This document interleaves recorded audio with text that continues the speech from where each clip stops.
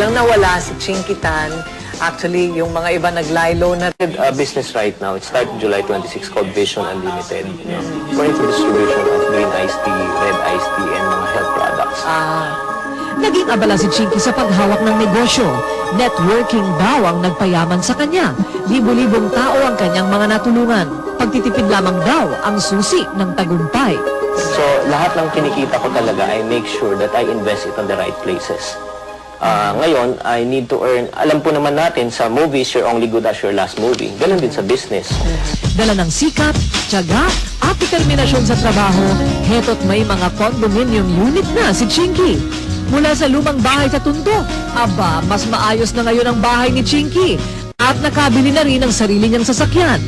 Lahat ng ito, resulta daw ng kanyang maayos na plano sa buhay.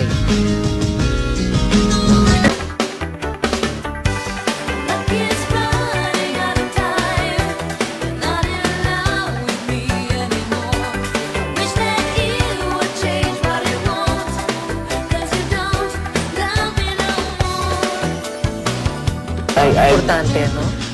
Kasi started at the age 12. Galing din ako sa wala eh. I started from Tondo, 12 years old ako. I go to school, walang pera, walang baon. Totoo. Yeah.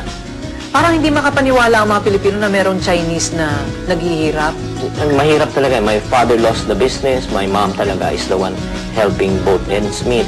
I was selling toilet paper. Nagbalik tanaw si Chinky sa kanyang nakaraan. Ang hirap daw ng buhay noong araw. Kumakato ka sa mga bahay para magbenta ng toilet paper? Pero lahat bumibili. Alam bakit? Oo.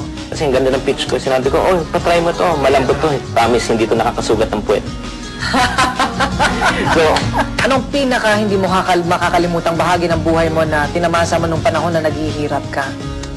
minsan masakit man sabihin na kasalanan ba minsan na maging mahirap. Minsan kasi sa family reunion, yung parang nararamdaman mo na naietsapuera ka kasi wala kayo. Kayo huli parati.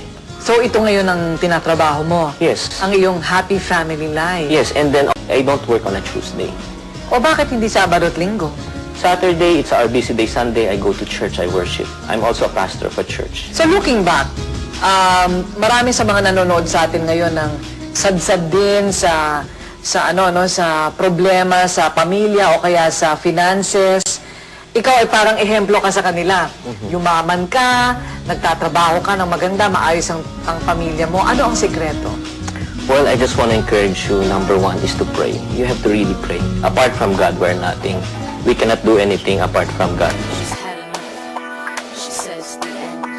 She'll come back. She knows it then. A chance to start it all again. Till death do us part.